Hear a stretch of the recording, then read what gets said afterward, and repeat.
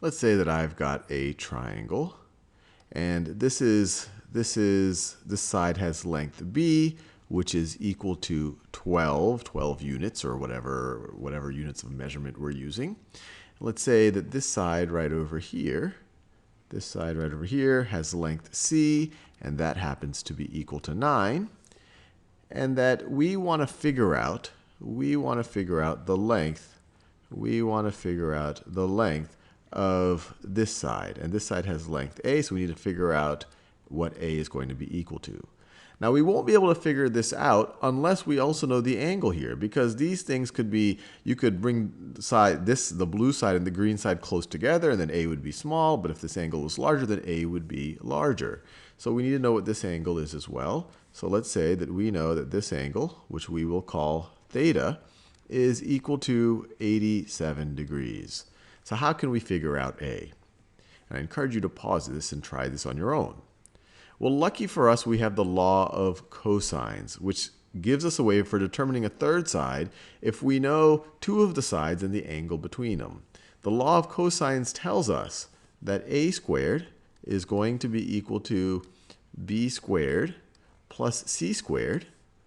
Now, if we were dealing with a pure right triangle, if this was 90 degrees, then a would be the hypotenuse and we would be done. This would be the Pythagorean theorem. But the law of cosines gives us an adjustment to the Pythagorean theorem so that we can do this for any arbitrary angle.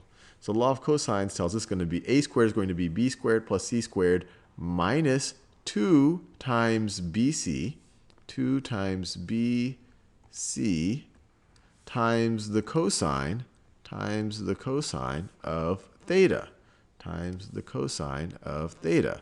And this theta is the angle that opens up to the side that we care about. So we can use theta because we're looking for a. If they gave us another angle right over here, that's not the angle that we would use. We care about the angle that opens up into the side that we are going to solve for. So now let's solve for a because we know what bc and theta actually are. So a squared is going to be equal to b squared. So it's going to be equal to 144 plus c squared, which is 81.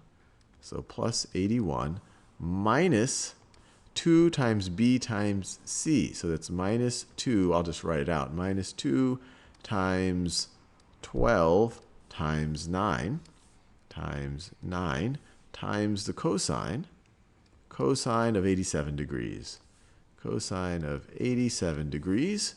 And this is going to be equal to, let's see, this is 225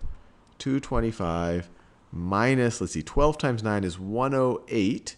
108 times 2 is 216 minus 216 times the cosine of 87 degrees. 87 degrees.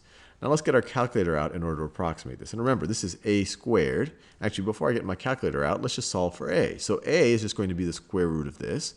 So a is going to be equal to the square root of all of this business, which I can just copy and paste. It's going to be equal to the square root of that. So let me copy and paste it. So a is going to be equal to the square root of that, which we can now use the calculator to figure out. So let me increase this radical a little bit so that we make sure we're taking the square root of this whole thing. So let me get my calculator out. So I want to find the square root of 220. Actually, before I do that, let me just make sure I'm in degree mode, and I am in degree mode because we're obviously we're evaluating a trig function in degrees here. So that's fine. So let me exit. So it's going to be 225 minus 216 times cosine of 87 degrees, not 88 degrees, 87 degrees. And we deserve a drum roll now. This is going to be 14.61 or 14.618. If, say, we wanted to round to the nearest tenth just to get an approximation, it would be approximately 14.6.